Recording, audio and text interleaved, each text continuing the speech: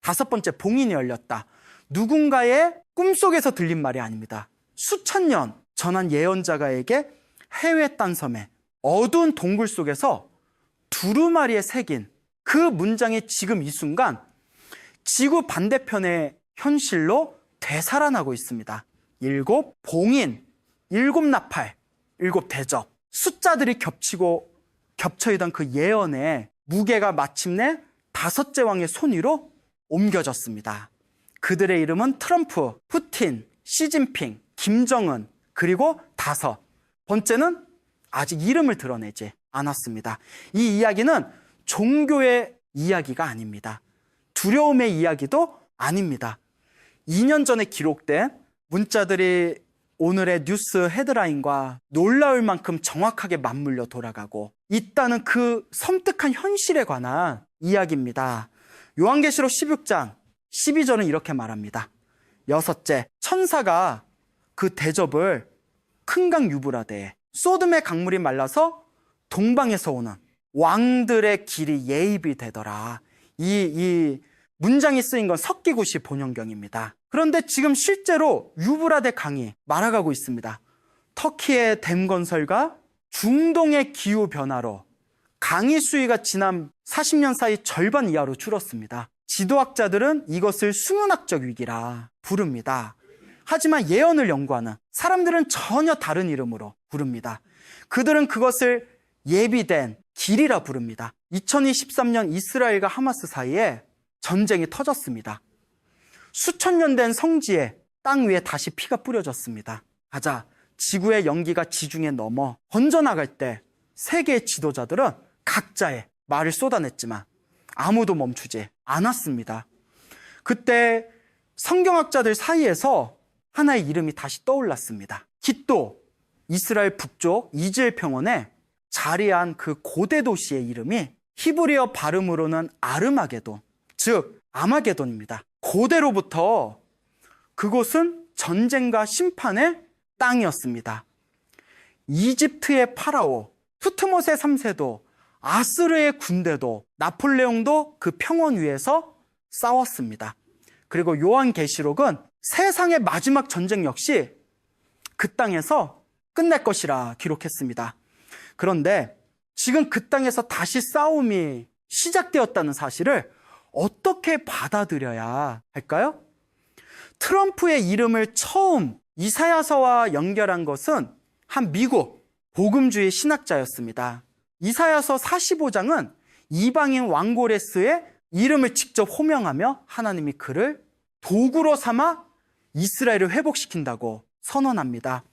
고레스는 페르시아의 왕으로 신을 믿지 않았지만 유대, 백성을 바벨론 포로에서 해방시켰습니다. 경학자들은 이 구조가 현대에도 반복될 수 있다고 말합니다.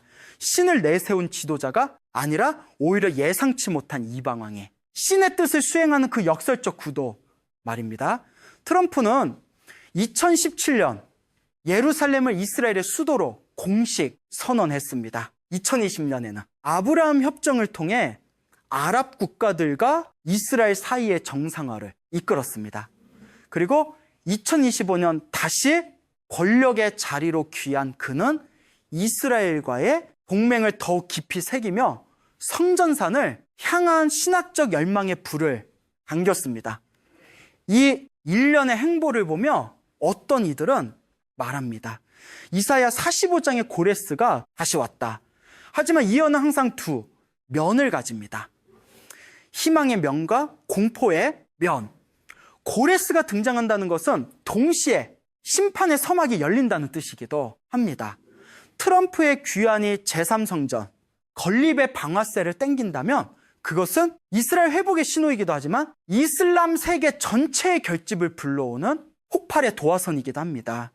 그리고 그 도화선 끝에는 북쪽에서 내려오는 자들이 기다리고 있습니다. 에스겔 38장은 미워하게 시작됩니다.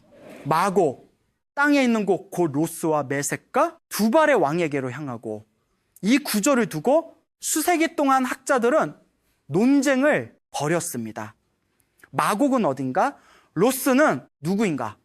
중세의 주석가들은 로스를 러시아로 해석했고 메색을 모스크바로, 부바를 시베리아로 연결했습니다. 일부는 이 해석을 과도하다고 했지만 에스겔 38장의 전체 문맥은 묘한 현실성을 띠고 있습니다. 북쪽 끝에서 오는 거대한 세력이 이란과 연합하여 이스라엘을 향해 내려온다는 구도. 그 구도를 지금의 지정학지도 위에 겹쳐 놓으면 섬뜩할 만큼 형태가 일치합니다. 푸틴은 2022년 우크라이나를 침공했습니다. 세계는 경악했지만 그것은 단순한 국경, 분쟁이 아니었습니다. 그것은 냉전, 이후 굳어진 유럽의 질서 전체를 뒤흔든 사건이었습니다. 나토는 확장을 멈추지 않았고 러시아는 멈추지 않았습니다. 그리고 그 전쟁의 배후에는 이란과의 군사 협력이 있었습니다. 드론 기술, 탄약, 그리고 침묵의 협약. 에스겔 38장 5절은 페르시아, 즉 이란이 고개 동맹으로 함께 내려온다고 기록합니다. 학자들이 이 구절을 들며 오늘의 러시아-이란 관계를 설명하는 것을 우연으로 보기에는 그 문장이 너무도 정확하게 들어맞습니다. 에스겔 38장 16절은 이렇게 말합니다. 마치 내가 너를 이스라엘 땅으로 이끌어 올리니 하나님의 갈고리가 고개턱에 꿰인다는 표현 스스로 원해서 내려오는 것이 아니라 보이지 않는 손에 이끌려 내려온다는 의미입니다. 즉 기전쟁은 지도자들의 야망으로 시작되는 것처럼 보이지만 그 배후에는 예언이라는 거대한 흐름이 있다는 것입니다. 그것이 위로인지 공포인지는 당신이 어디에서 있느냐에 달려 있습니다. 그리고 동쪽에서 움직이는 자들이 있습니다. 요한계시록 9장 16절은 2만이라는 숫자를 제시합니다. 동방에서는 군대의 수가 2만이라고 했을 때 고대 독자들은 그 숫자를 상상조차 하기 어려웠을 것입니다. 2만은 2억입니다.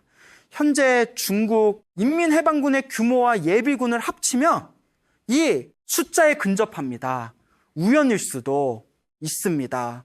하지만 요한이 서기 95년에 그 숫자를 기록했을 때 그는 그 숫자를 어디서 가져온 걸까요? 현실에서는 존재하지도 않던 숫자를 그는 왜 하필 그 크기로 적었을까요? 시진핑은 집권 이후 중국을 근본적으로 바꾸었습니다.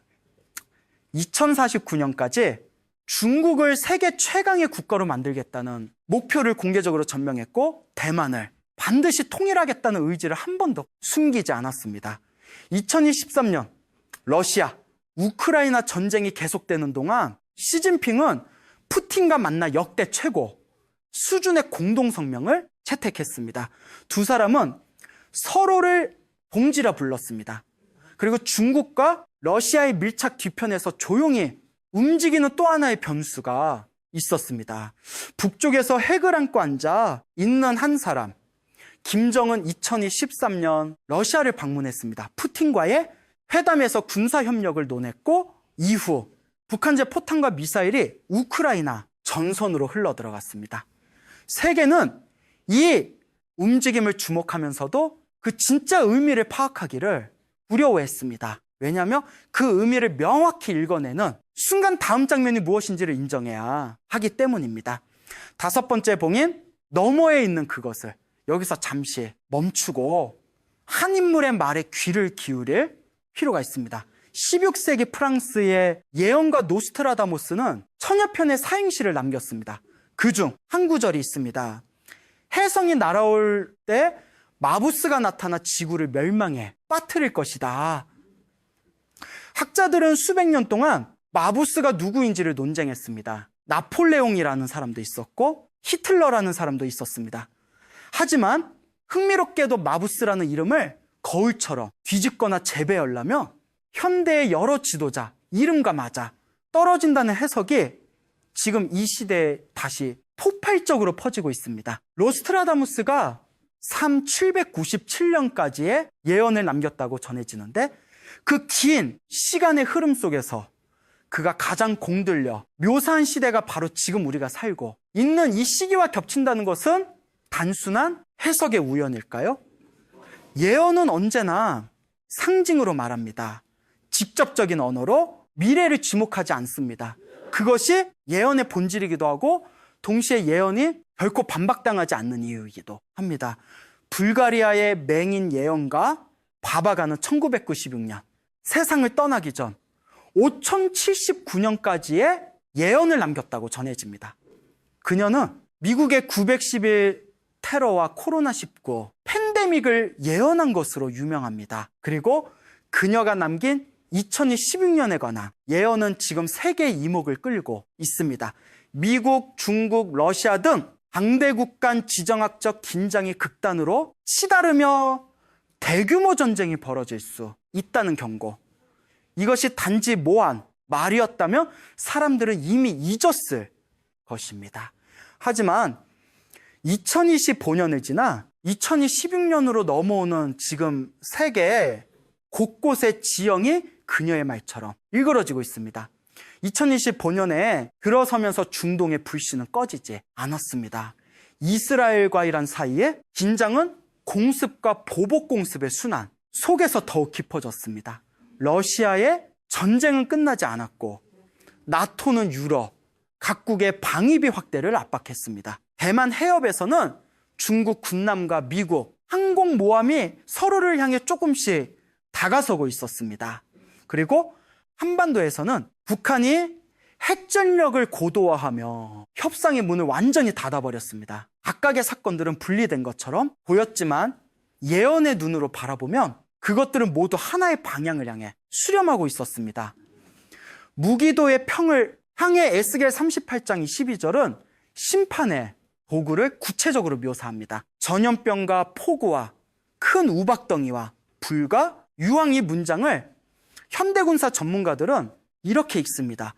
핵폭발 이후에 방사성 낙진, 대기권 파괴로 인한 기상이 변, 그리고 지표면을 덮는 불기둥, 고대 언어가 담을 수 있는 가장 정확한 방식으로 그것을 묘사했다면 에스겔은 자신이 본 환상에서 무엇을 보았던 걸까요? 하지만 지금 가장 중요한 것은 무기의 이름이 아닙니다. 전쟁의 도구가 아닙니다. 예언이 말하는 진짜 핵심은 언제나 다른 곳에 있습니다. 그것은 5번째, 봉인 안에 있습니다. 요한계시록 6장 9절은 5번째 봉인을 이렇게 기록합니다. 어린 양이 5째 봉인을 떼실 때에 내가 보니 하나님의 말씀과 그들이 가진 증거로 말미암아 죽임을 당한 영혼들이 제단 아래에 있어 이 봉인은 전쟁도 아니고 재앙도 아닙니다. 이것은 고통받는 자들의 울부짖음입니다. 그들은 묻습니다. 언제까지입니까?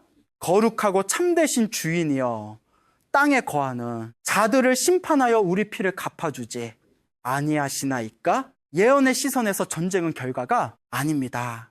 전쟁은 질문에 대한 응답입니다. 억눌린 자들의 절규가 임계점에 달하는 그 순간 봉인이 열립니다. 그리고 6번째 봉인이 열리면 큰 지진이 일어납니다.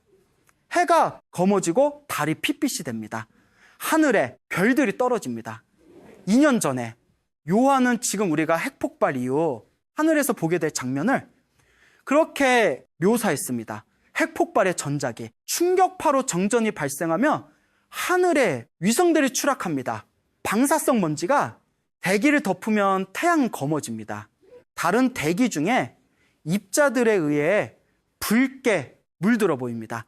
고대의 언어로이 이상 더 정확하게 그것을 묘사할 수 있었을까요? 이제 5명의 왕을 다시 한번 바라볼 필요가 있습니다. 트럼프, 푸틴, 시진핑, 김정은, 그리고 5번째 그 자리는 누가 차지하게 될까요?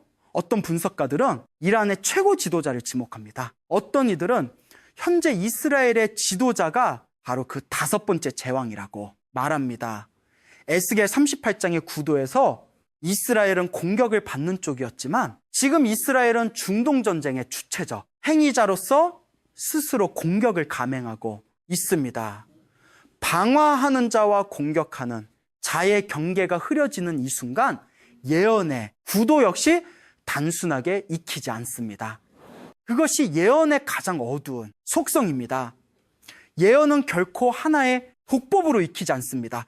그러나 분명한 것이 하나 있습니다. 요한계시록이 묘사하는 안막했던 전쟁은 인간의 전쟁으로 끝나지 않습니다. 계시록 16장 16절 이후로 이야기는 새로운 방향으로 꺾입니다. 큰 성이 세 갈래로 갈라지고 만국의 성들도 무너지니 그것은 파괴의 서술이지만 그 파괴 뒤에는 반드시 다음 장면이 옵니다.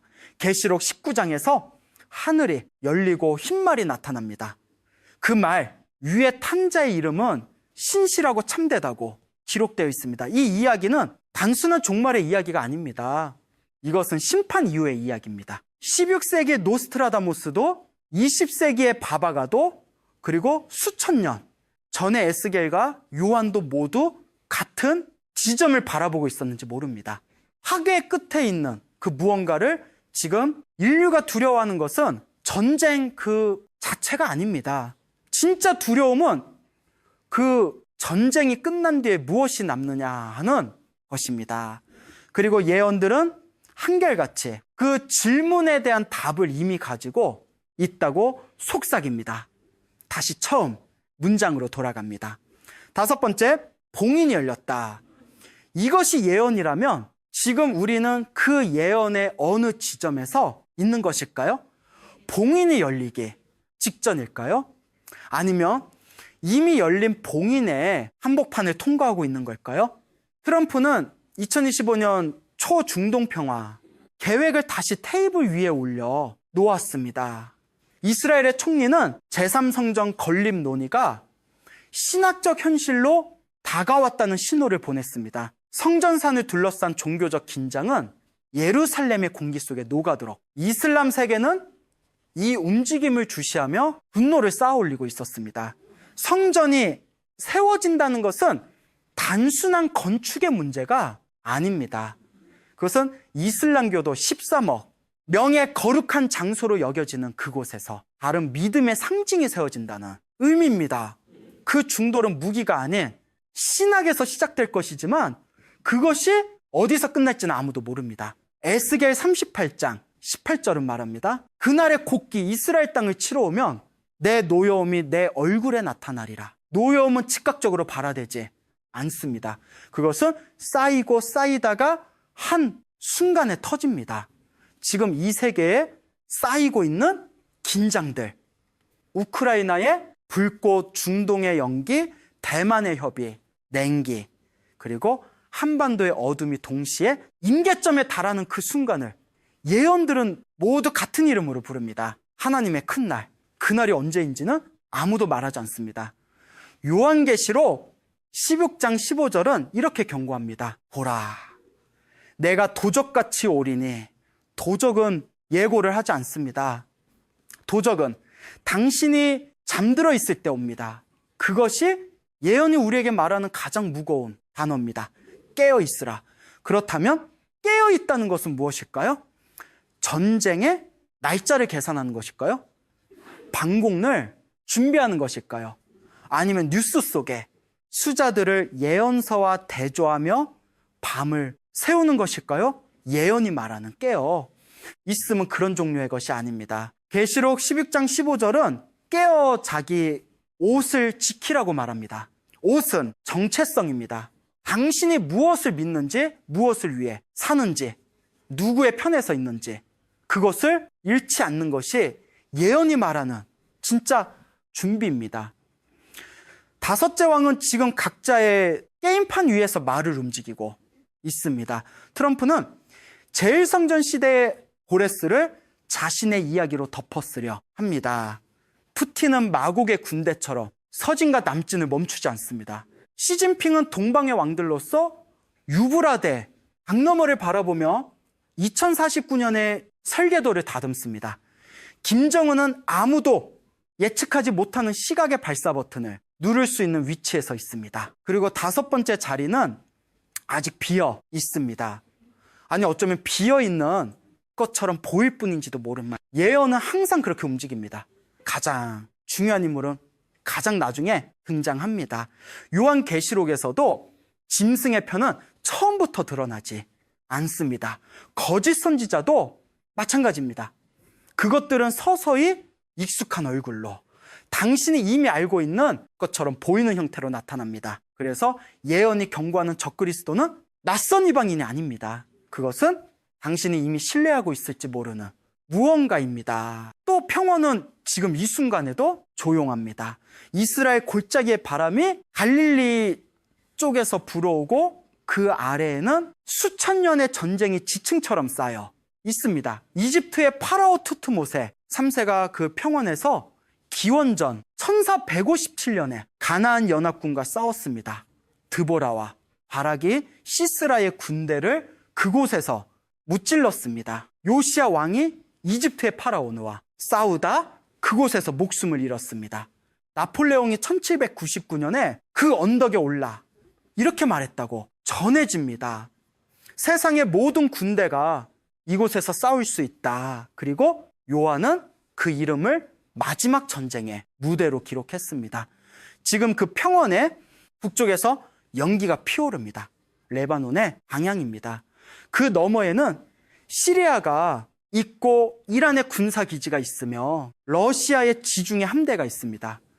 그 모든 것들이 하나의 방향을 향해 서서히 정렬되는 지금 예언의 지도와 현실의 지도가 겹쳐지는 면적이 점점 넓어지고 있습니다. 요한계시록 14장 20절은 이렇게 말합니다. 밖에서 그 틀이 밟히니 틀에서 피가 나서 말굴레까지 닿았고 600 스타디온에 퍼졌더라. 1600 스타디온은 약 290km입니다. 이스라엘 땅의 길이와 거의 정확히 일치하는 수치입니다.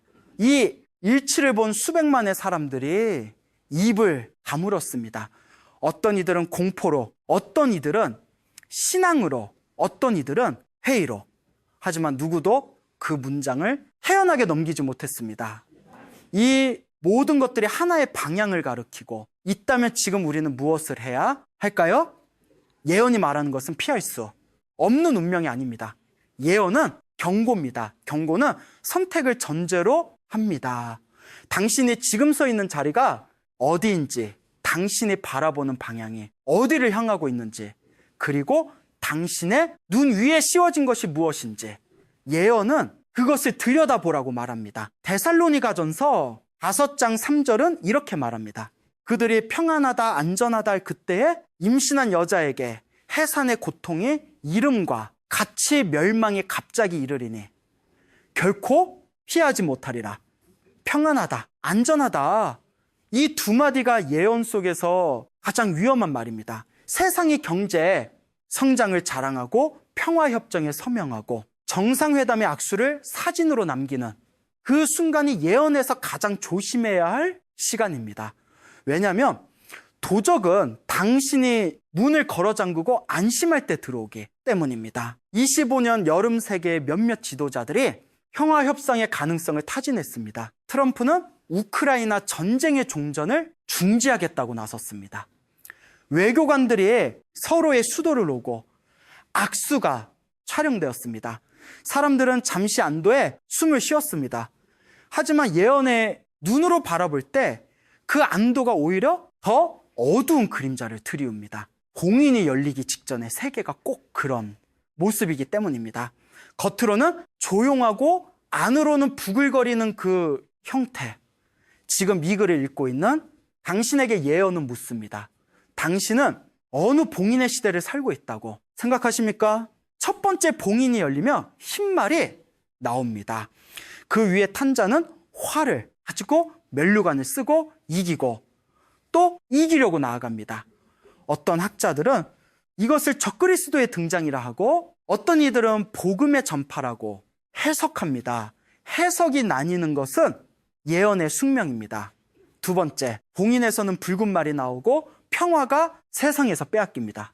세 번째, 봉인에서는 검은 말과 함께 기근이 옵니다. 네 번째, 봉인에서는 청황새 말이 나오고 그 위에 탄 자의 이름은 사망입니다. 그리고 다섯 번째, 봉인에서는 죽임당한 영혼들의 울부짖음이 들립니다. 지금 세계 어딘가에서 그 울부짖음이 들리고 있습니다. 과자 지구의 아이들이 울고 우크라이나의 마을이 불타고 수단에 기근 이 사람들을 삼키고 미얀마의 거리에서 피가 흘렀습니다. 이것이 다섯 번째 봉인이라면 다음은 여섯 번째입니다. 그리고 여섯 번째 이후에는 일곱 번째가 있습니다. 에스겔 38장 19절은 말합니다. 내가 질투와 맹렬한 노로 말하였거니와 그날의 큰 지진이 이스라엘 땅에 일어나서 지진은 단순한 자연현상이 아닙니다. 에스겔에게 지진은 질서의 해체입니다. 오래된 것들이 무너지고 새로운 질서가 세워지기 직전의 진통. 지금 세계 곳곳에서 지진이 증가하고 있습니다.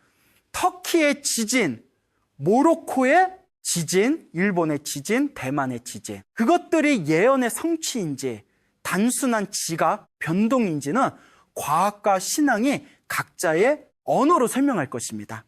하지만 이 두 언어가 같은 현상을 가리키고 있다는 것만은 부정할 수 없습니다. 다섯째, 왕이 각자의 방향에서 움직이는 지금 예언서들은 그 움직임의 끝에 무엇이 있는지를 말합니다. 그것은 단지 전쟁이 아닙니다. 그것은 심판입니다. 심판은 무질서처럼 보이지만 사실은 가장 정밀한 질서입니다. 뿌린 것을, 거두는 것, 행한 것에 따라 받는 것. 그 냉정한 인가가 역사의 무대 위에서 완성되는 사건이 바로 예언이 말하는 마지막 전쟁의 본질입니다. 그렇다면 이 예언은 결국 우리에게 무엇을 남깁니까? 두려움을 심어주려는 것이 아닙니다. 체념을 권하는 것도 아닙니다. 예언은 언제나 경고이면서 동시에 초대입니다. 초대는 선택을 요구합니다. 당신은 지금 이 세계의 흐름을 그저 바라만 볼 것입니까? 아니면 당신의 내면에서 어떤 선택을 할 것입니까? 트럼프가 어디에서든, 푸틴이 어디로 가든, 시진핑이 무엇을 결정하든, 김정은이 어떤 버튼을 누르든 당신의 선택은 당신만이 할 수 있습니다. 요한계시록의 마지막 장은 전쟁이 아닙니다. 요한계시록 22장은 이렇게 끝납니다. 아멘. 주 예수여 오시옵소서. 그것은 두려움의 문장이 아닙니다. 그것은 기다림의 문장입니다. 그리고 기다린다는 것은 희망을 품고 있다는 뜻입니다.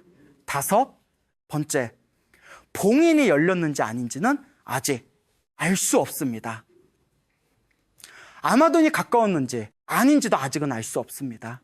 하지만 지금 세계의 지형이 변하고 있다는 것, 다섯째 왕이 각자의 방식으로 움직이고 있다는 것, 그리고 2년 전의 기록들이 오늘의 뉴스와 묘하게 겹쳐지고 있다는 것은 누구도 부정할 수 없는 현실입니다. 노스트라다무스는 예언하기를 멈추지 않았습니다.